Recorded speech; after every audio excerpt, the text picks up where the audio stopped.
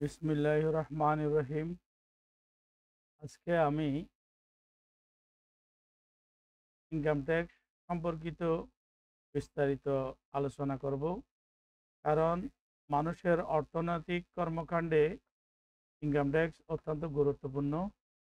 তো আসলে আয়কর কাকে বলে? নির্ধারিত সিলিং পরিমাণ আয় থাকলে সরকারকে যেই আয়ের ভিত্তিতে যে ট্যাক্স দিতে হয় সেটাই হলো আয়কর। বাংলাদেশের সাধারণ পুরুষ নাগরিকদের ৩,৫০,০০০ টাকার উপরে আয় থাকলে, মহিলাদের ৪ লক্ষ টাকার উপরে আয় থাকলে, মুক্তিযোদ্ধাদের ৫ লক্ষ টাকার উপরে আয় থাকলে এবং প্রতিবন্ধী তৃতীয় লিঙ্গের ৪,৭৫,০০০ টাকার উপরে আয় থাকলে আয়কর দিতে হয়। তাহলে আমরা দেখলাম আয়কর কাদেরকে দিতে হয়। আয় বছরে প্রতি ১লা জুলাই থেকে ৩০শে জুন এটাকে আয় বছর বলা হয়। যেমন বর্তমানে যেই কর বছর হচ্ছে, বর্তমান কর বছর হচ্ছে ২০২৪-২৫, আয় বছর হচ্ছে ২৩-২৪, অর্থাৎ ২০২৩-এর ১লা জুলাই থেকে ২০২৪-এর ৩০শে জুন পর্যন্ত যে আয় হয়েছে, সেই আয় বছরের সকল আয় দায় এগুলো সম্পদ বিবরণী রিটার্নে সরকারকে দিতে হয়। এবং এই আয় বছরের এবং সেটা কর বছর হিসাব করা হয় তার পরবর্তী বছরকে, অর্থাৎ ২৪-২৫। তাহলে এখন ২৪-২৫-এর আয়কর সাধারণত প্রতি বছর ৩০শে নভেম্বরের মধ্যেই কর দিবস, ৩০শে নভেম্বরের পরে গেলেই জরিমানা সহ বিভিন্ন সুযোগ সুবিধা থেকে বঞ্চিত হতে হয়। কিন্তু এই বছর সরকার জনগণকে আয়কর দেওয়ার সুবিধার্থে প্রথমে ৩১ ডিসেম্বর পর্যন্ত বর্ধিত করেছিল, এখন আবার ৩১শে জানুয়ারি পর্যন্ত বর্ধিত করেছে। তাহলে আমরা দেখলাম আয়কর হচ্ছে আয়ের ভিত্তিতে যে নির্দিষ্ট পরিমাণ ট্যাক্স সরকারকে দিতে হয়। যাদের আয় পুরুষ ৩,৫০,০০০ টাকা নিচে, তাদের কোনো আয়কর দিতে হয় না। ঠিক একইভাবে মহিলাদের ৪ লাখ টাকার নিচে আয় থাকলে তাদের কোনো আয়কর দিতে হয় না। কিন্তু কেউ যদি বেসরকারি শিক্ষক অথবা কোনো কর্মকর্তা কর্মচারীর আয় যদি বেসিক যদি ১৬,০০০ টাকার উপরে হয়, অথবা অনেকগুলো নাগরিক সুবিধা পাওয়ার জন্য কেউ যদি টিআইএন ট্যাক্স আইডেন্টিফিকেশন নাম্বার খুলে থাকে, তাদেরকে আয়কর দেওয়ার প্রয়োজন না হলেও রিটার্ন রিটার্ন মানে হলো তাদের আয় ব্যয়ের হিসাব এবং সম্পদ দায়ের বিবরণী যেই নির্ধারিত ফর্ম রয়েছে সেটাকে রিটার্ন বলা হয়। এই রিটার্ন জমা দিতে হয়। তাহলে আমরা এখন রিটার্ন সঠিক সময়ে জমা না দিলে কি হবে? এই যে রিটার্ন সঠিক সময়ে জমা না দিলে জরিমানা হবে, এবং যেই আয়কর রেয়াত মানে বিশেষ ধরনের একটি সুবিধা পাওয়া যায়, সেই রেয়াত পাওয়া যাবে না। ডেইলি ৫০ টাকা করে জরিমানা হবে, এবং এমনকি জেল জরিমানাও হইতে পারে সম্পদ গোপন করার অপরাধে। তাহলে আমরা দেখলাম এখন আয়কর কাদেরকে দিতে হয়।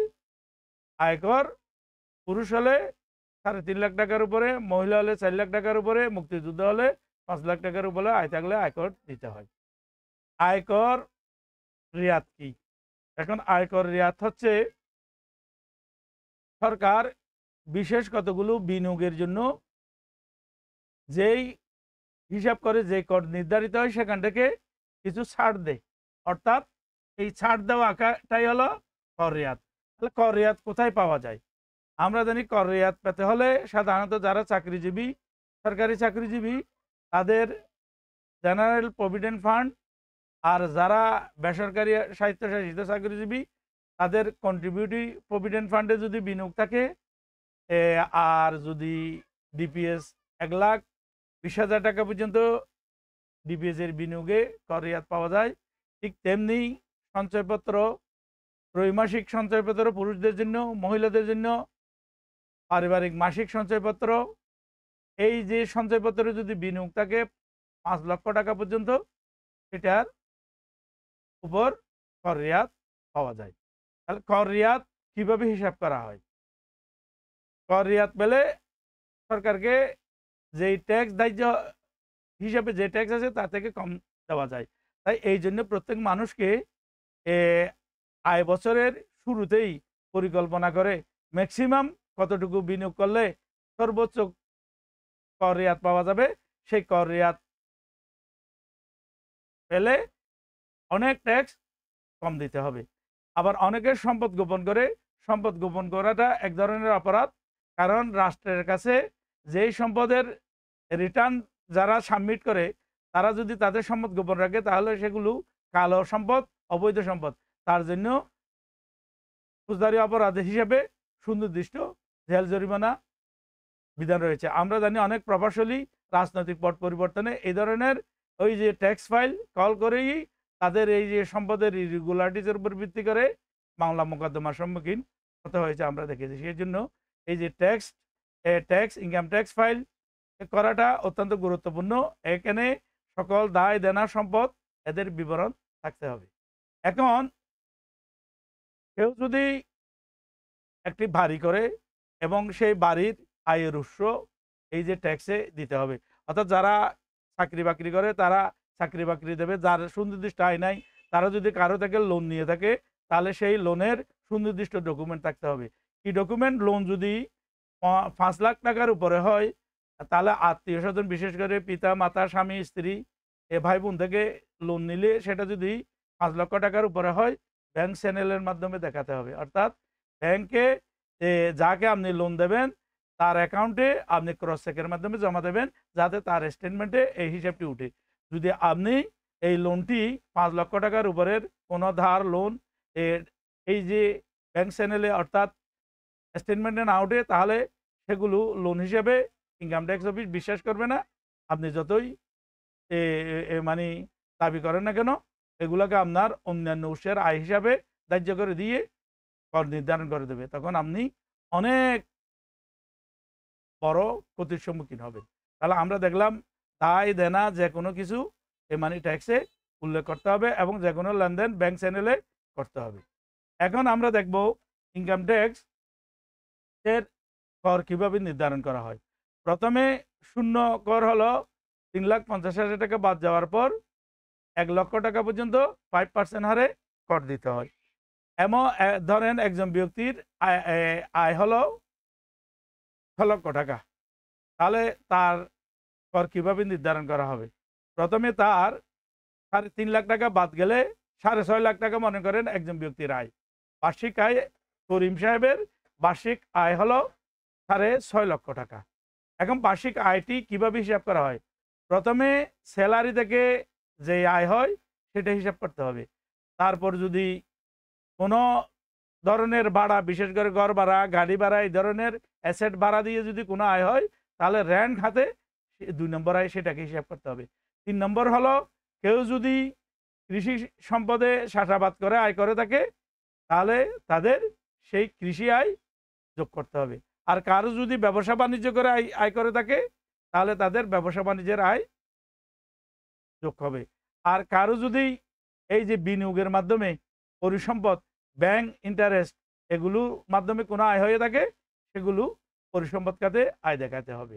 তারপর কারো যদি এই সুনির্দিষ্ট আয়ের উৎস না থাকে, যেমন ধরেন আমরা শিক্ষকরা যারা টিউশনি করি, তারপর মাঝে মাঝে খাতা কেটে সম্মানী পাই, তারপর রয়্যালিটি, তারপর এক ধরনের লাইসেন্স ফি, এই ধরনের যেগুলো এবং যে ইনকামগুলো ব্যাখ্যা করা যায় না সেগুলো অন্যান্য উৎসের ইনকাম খাতে আয় দেখাইতে হয়। তাহলে এই আয়গুলো একজন ব্যক্তির যদি 6.5 লক্ষ টাকা আয় হয়ে থাকে কর বছরের মধ্যে, এবং তাহলে তার কর কিভাবে নির্ধারণ করব আমরা এখন সেটা দেখব।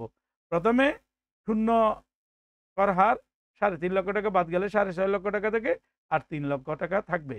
এই 3 লক্ষ টাকার প্রথম 1 লক্ষ টাকার কর হার হচ্ছে 5%। তাহলে 1 লক্ষ টাকায় 5%, 5,000 টাকা কর হলো। তাহলে 3 লাখ টাকা থেকে 1 লাখ গেলে আর 2 লাখ আছে। তাহলে পরবর্তী 4 লাখ টাকা পর্যন্ত 15% হারে 10% হারে কর।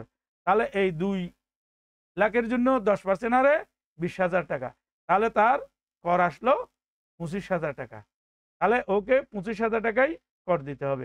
আমরা এ ধরনের স্ল্যাব আছে যাদের আরও উপরে, অর্থাৎ প্রথমে 5%, প্রথম 1 লাখ টাকা 5%, পরবর্তী 4 লাখ টাকা 10%, পরবর্তী 5 লাখ টাকা 15%, পরবর্তী 5 লাখ টাকা 20%, এরপরে 25%। এভাবেই সিলিং দিয়ে কর ধার্য করা হয়।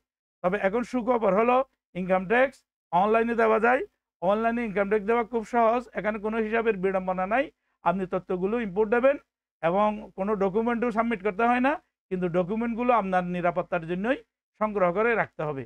এবং যথাযথ তথ্য দিয়ে যদি আপনি এই যে অনলাইনে ফর্মটি পূরণ করেন, তাহলে আপনার কর এখানে স্বয়ংক্রিয়ভাবেই সফটওয়্যার নির্ধারণ করে ফেলবে, ঠিক করে ফেলবে।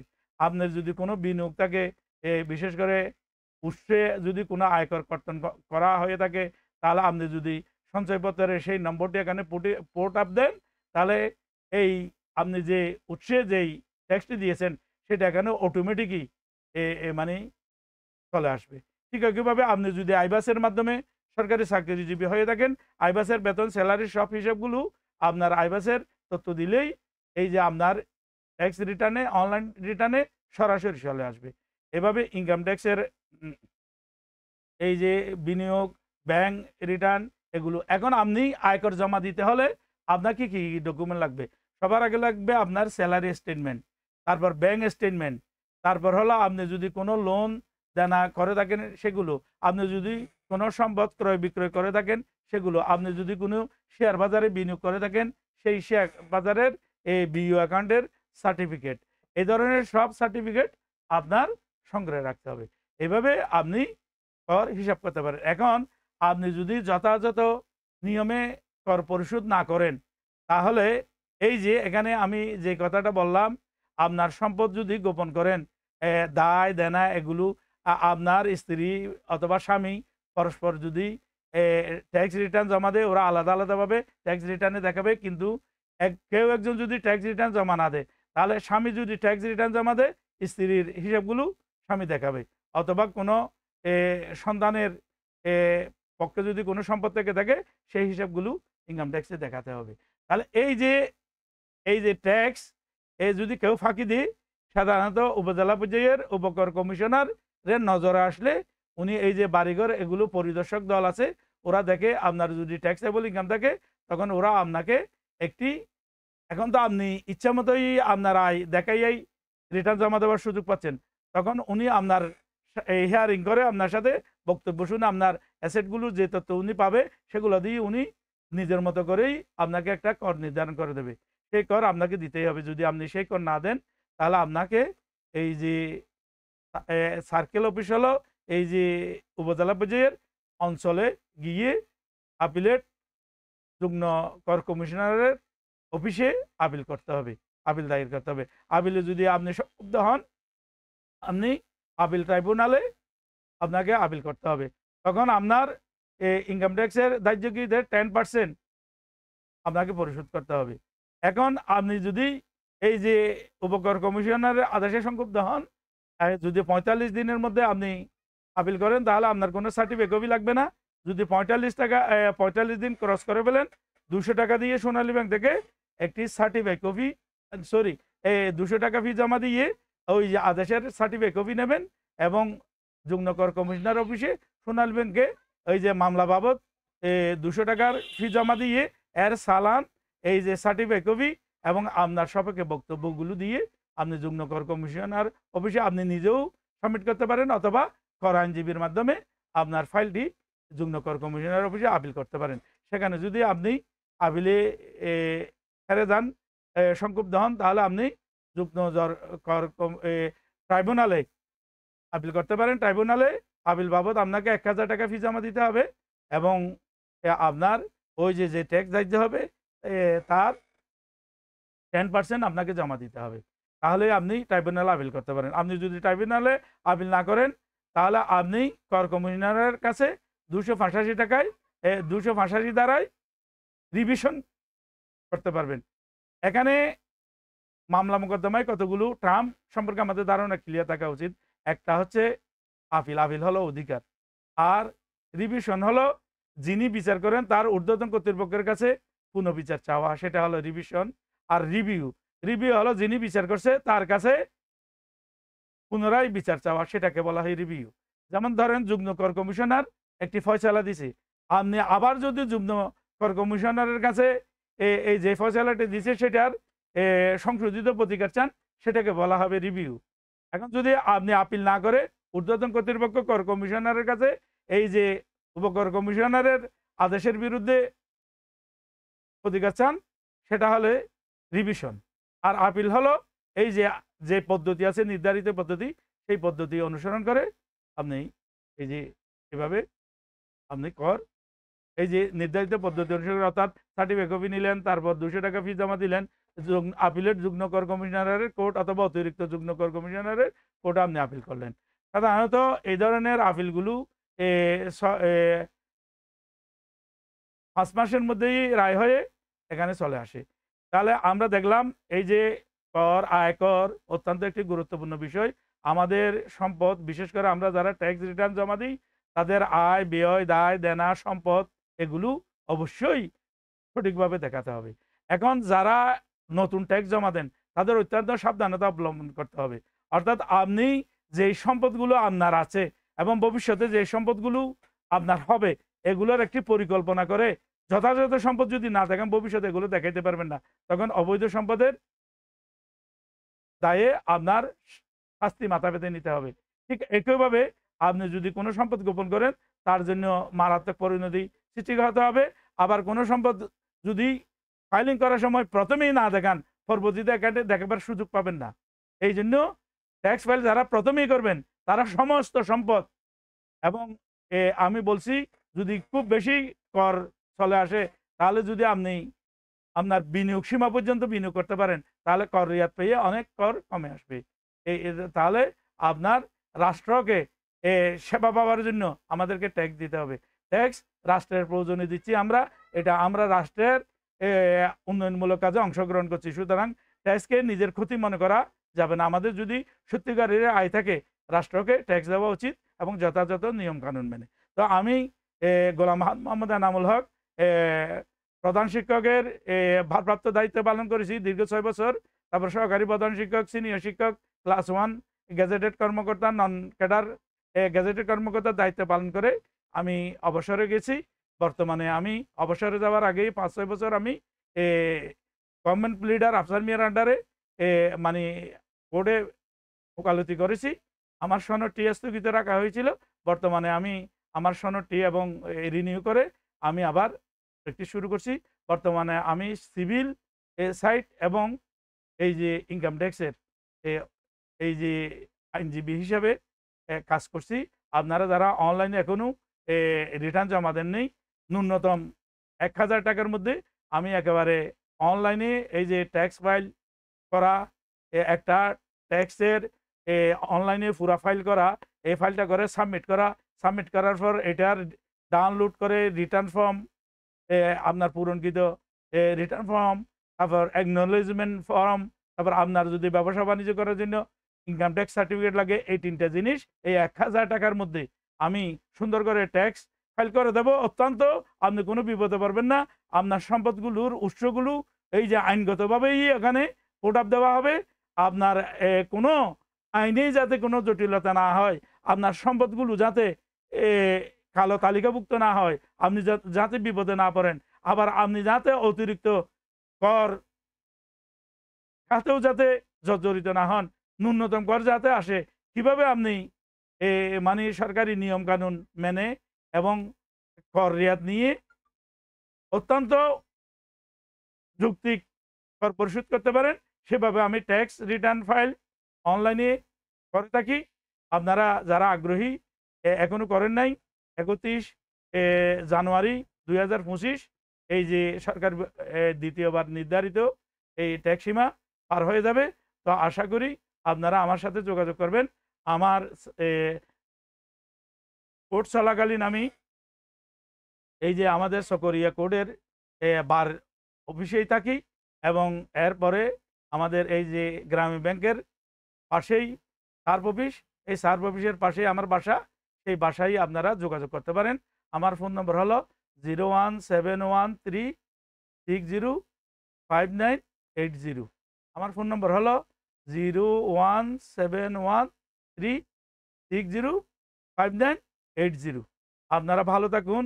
এই যে আয়কর বিষয়ে হেলাফেলা করবেন না, সম্পদ গোপন করবেন না, এবং রাষ্ট্রকে যথাযথ নিয়মে ট্যাক্স দেন। এবং ট্যাক্স রিটার্ন অনেকের যাদের নির্ধারিত আয় নাই কিন্তু রিটার্ন বা টিআইএন ট্যাক্স আইডেন্টিফিকেশন নম্বর খুলেছেন, তারা আর কাল বিলম্ব না করে রিটার্ন জমা দেন, আপনার ট্যাক্স দিতে হবে না। যদি রিটার্ন জমা না দেন তাহলে আপনি জরিমানা সহ ফৌজদারি অপরাধের এই যে নির্ধারিত ধারায় সম্মুখীন হতে পারেন। আর যারা নিয়মিত ট্যাক্স দেন তারা কর রেয়াত সহ অনেক সুযোগ থেকে বঞ্চিত হবেন ডিউ টাইমে যদি ট্যাক্স না দেন। তাহলে আমরা সঠিক সময়ে সঠিক নিয়মে এবং অনলাইনে এই যে আয়কর রিটার্ন এখনো যারা দাখিল করি নাই তারা দাখিল করব, এই আহ্বান জানিয়ে আজকের মতো আমার এই যে ট্যাক্স সংক্রান্ত এই ভিডিওটি এখানেই শেষ করছি। ধন্যবাদ। খোদা হাফেজ। যারা আমার এই ইউটিউব চ্যানেল দুঃশিক্ষণালয়টি সাবস্ক্রাইব করেননি, অনুগ্রহ করে সাবস্ক্রাইব করে সাথে থাকুন। কারণ আমি ট্যাক্স সংক্রান্ত, সিভিল আইন সংক্রান্ত এবং বিভিন্ন শিক্ষামূলক ভিডিও আপলোড করে থাকি, যাতে আমার ভিডিওগুলো এই যে আপনারা পেয়ে যান এবং আপনাদের সাথে আমার একটা সংযোগ হয়। এই জন্য আমার চ্যানেলটি সাবস্ক্রাইব করবেন এবং বেল বাটন ক্লিক করবে অন করে দেবেন। তো ধন্যবাদ সবাইকে। খোদা হাফেজ। বাংলাদেশ দীর্ঘজীবী হোক।